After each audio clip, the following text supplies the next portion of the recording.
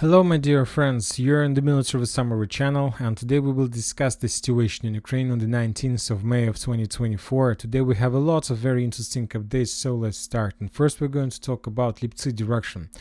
The Russians continue their offensive operation. Probably the fifth day in a row we are not receiving any updates about any of developments of any additional Russian progress on the direction, so most likely the battles are very heavy. The battles are very heavy, and currently neither the Russians nor the Ukrainians are able to get the initiative in their hands.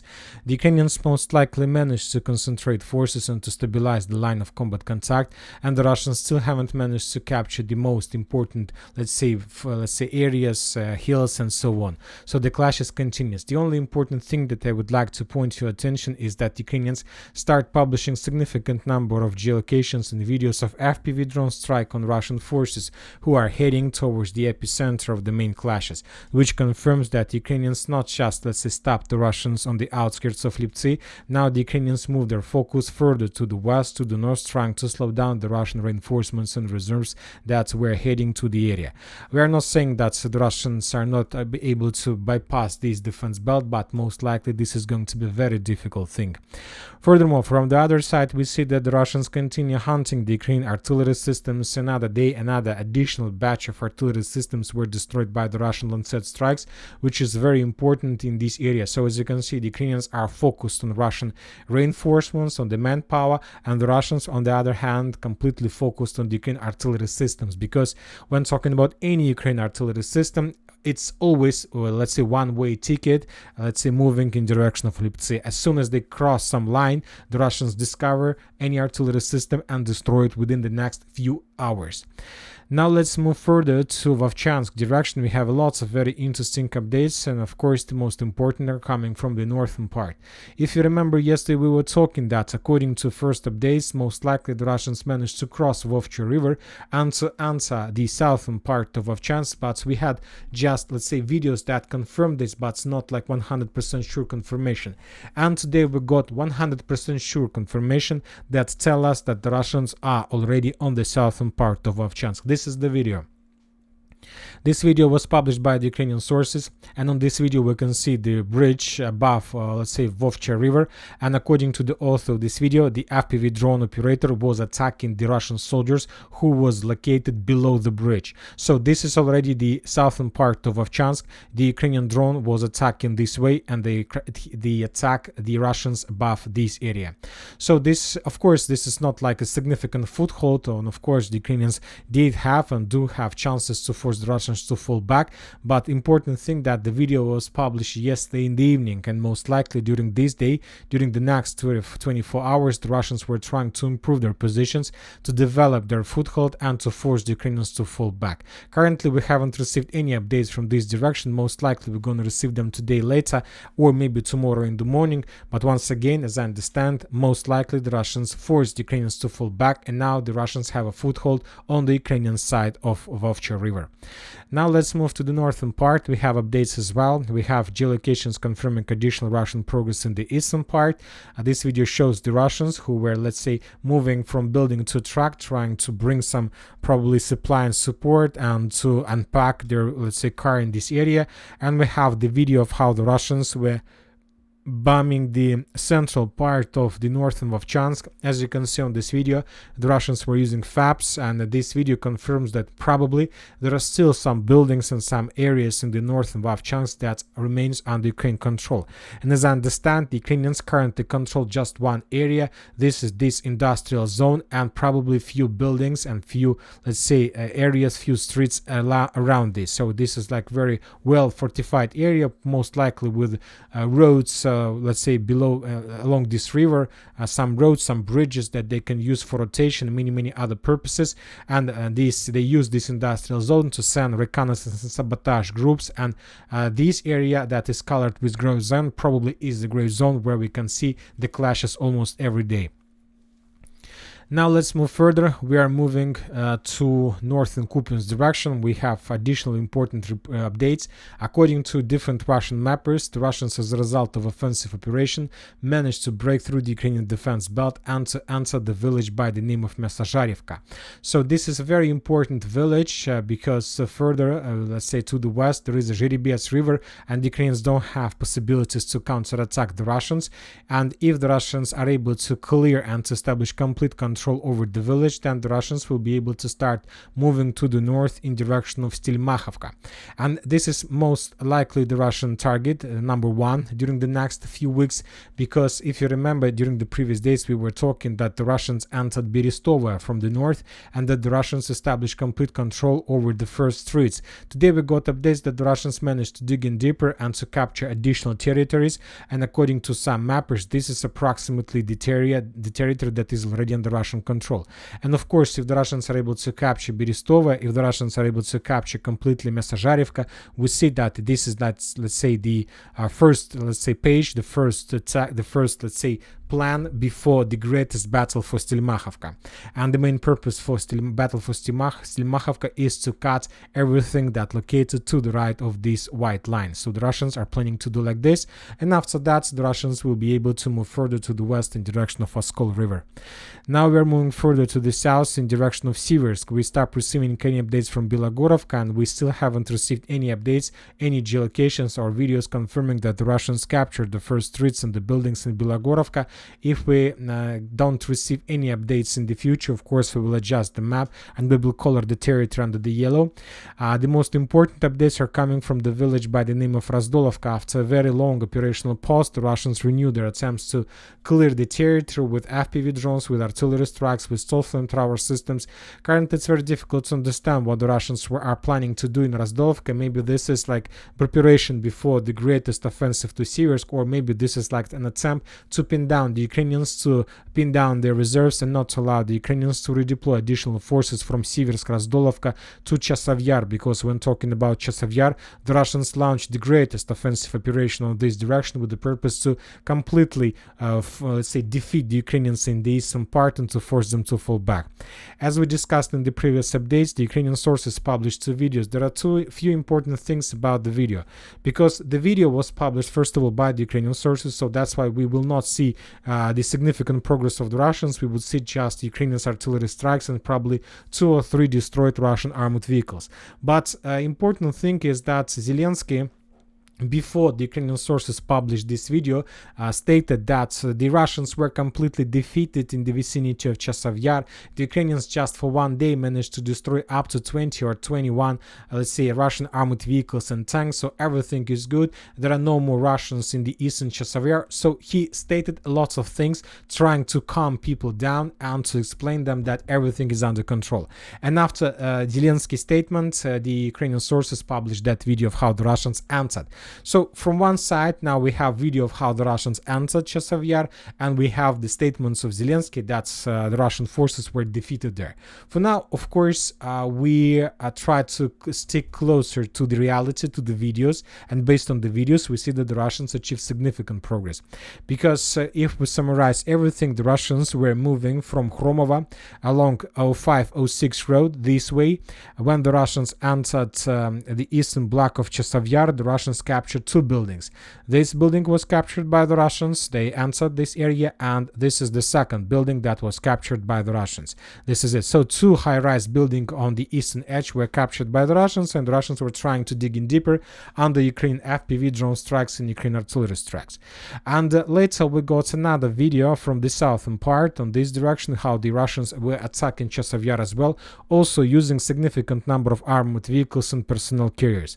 The Ukrainians were trying to slow down and to stop the Russians as well, bombing them with all types of weapons they have, mortar strikes, multiple launch rocket system strikes, cluster round strikes, a lot of things. But those attacks didn't stop the Russians. The Russians managed to break through the Ukrainian defense belt, bypass the minefields, tree lines, and to enter Chasiv Yar itself from the south. So this video gives us also few important things. First of all, most likely due to the, secured, movement of the Russians along the forest, most likely the forest is already under Russian Russian control. We will adjust the map based on the video. The second thing, the Russians managed to answer this area with infantry. The Ukrainians, yes, published some videos of destroyed vehicles, but most of the vehicles were already abandoned by the Russians because the Russians understood that no chances to evacuate, so it's better to abandon them and to try to dig in here. And on the final part of the video, we got another Russian, let's say, vehicle with the infantry who entered almost the central part of the eastern Chasiv Yar. We see the Russian soldiers capture the building. So if we summarize everything, the Russians were moving most likely from Ivanovskaya this way. They were moving along this forest. The Russians were moving along this forest without any resistance from the Ukrainian side. Somewhere here, the Russians turned to the north, and the first, let's say, batch of vehicles moved here, and the second batch of vehicles moved here. Later, these two vehicles, the one on this area and the second one here, were destroyed by the Ukrainian FPV drone strikes. We saw those explosions. Other armored vehicles managed to abandon this area and to securely leave this area. Later, the Russians launched another wave of attack, another group of infantry, and the second batch of soldiers moved through the southern part, through the first buildings, and the Russians landed their infantry somewhere here.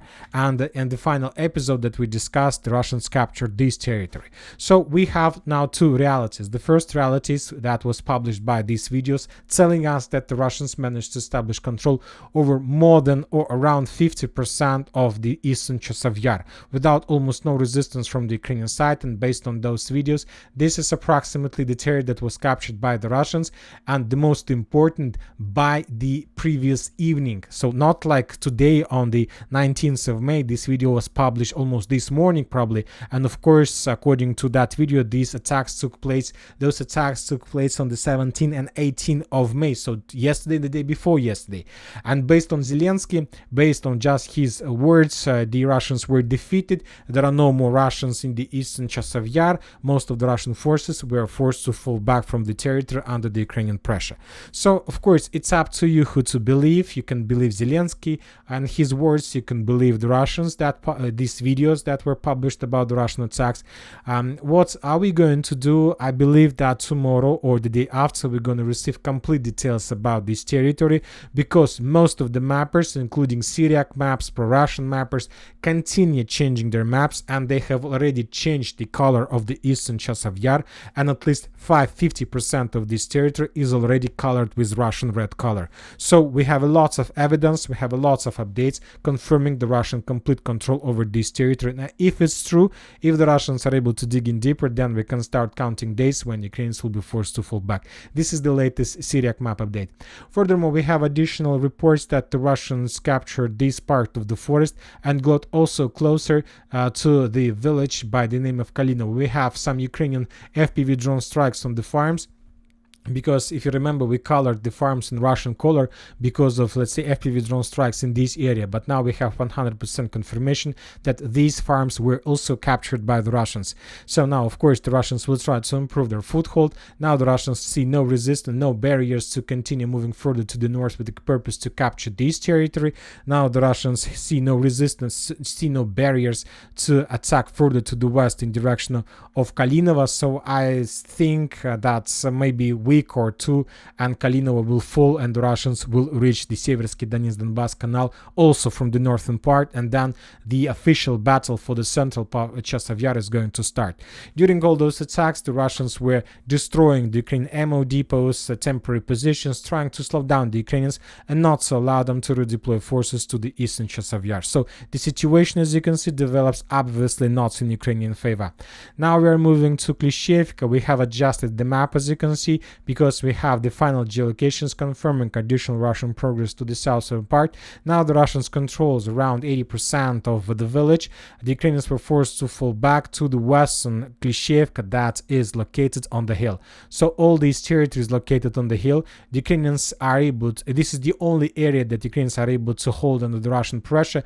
But if the Russians started, most likely the Russians would complete the mission, and also 1-2 weeks and the Ukrainians would be forced to fall back back from this area further to the west, and this time the Ukrainians will be forced to move to Seversky Donetsk-Donbass Canal, and this territory will be completely cleared and captured by the Russians. So everything is on schedule, the Russians are moving. Avdiivka direction, very heavy clashes are taking place between the towns Novopokrovskaya, Sokol and Solovyovo. The Russians are under very heavy pressure. Telling the truth, yes, the Russians are trying to counterattack. The Russians published few videos of how they destroyed another batch of artillery systems, armored vehicles. The Russians published the video of how they were bombing the town by the name of Novopokrovskaya with multiple launch rocket systems. But the Ukrainians also published significant number of videos of, let's say, another batch of armored vehicles and tanks that were destroyed by the Ukrainians. On this video we can see the T-80 tank destroyed as a result of FPV drone strike. On this video we can see another, let's say, attack from the Russian side using significant number of armored vehicles. The attack was started by the 47th Mechanized Brigade. So the situation in Solovyovo is very complicated, and the story here is the same as like in Liptsi. Currently neither the Russians nor the Ukrainians have the initiative. The situation is 50-50, but something tells me that the situation can be changed in the very near future, maybe even not in Russian favor. Now let's move to Yasnobrodovka. The Russians were focused on these intersections of the tree lines, and based on this video we can make a conclusion that the Russians are planning to move further from the road to the west, trying to move along this tree line. And if the Russians are able to get these intersections of the intersection of the tree lines, then Yasnobrodovka will be encircled and the Ukrainian defense belt will collapse automatically. So most likely this is exactly what the Russians are doing. We have the video of how the Russians were, let's say, bombing this territory, something like artillery preparation, and now it's just they need to do is to start moving, and most likely they have already moved on this direction. We just haven't received any updates confirming this. Most likely tomorrow we're going to receive this report, and then we will color this entire territory from Umansk to Nitailova under the Russian controlled territory color. Now let's move to Krasnogorovka. According to different mappers, the Russians managed to improve their positions in the eastern part, capture significant number of tree lines, fortifications, defense belt. The Russians during the previous weeks were digging in deeper in the territory, trying to clear the area from mines. The Ukrainians were abandoning their positions one after another, and now the battle, the final, let's say, phase of the battle for Krasnogorovka has started, and this is the battle for the northern and the, let's say, western part of the territory. The Russians will capture this territory most likely also within the next few weeks, and probably without any resistance from the Ukrainian side, because the forces on the ground, the forces of 46 Air Mobile Brigade, the forces of 79th Brigade, reported that every single day they send, let's say, requests to the Ukrainian commanders and generals asking them to receive an order for, let's say, abandoning Krasnogorovka with the purpose to save the number of the personnel, to save the manpower, not to waste the manpower in this useless battle for the stronghold that the Ukrainians have already lost. Krasnogorovka, Konstantinovka, Novomikhailivka, we have additional progress of the Russians. We have confirmations by different mappers that the Russians captured the strongholds. Obviously the Russians are moving further to the west, and after the Russians move for the west, the situation for Konstantinovka will become very, very bad, because every single additional 100-200 meters to the west will confirm the additional encirclement and the worsening of the situation for Ukrainian garrison in the village. So most likely the battle for Konstantinovka will be finished much faster than the battle for Novomikhailivka. South Donetsk direction, we have additional updates, or additional artillery strikes, additional, let's say, mortar strikes, lots of explosions, lots of Ukrainian losses.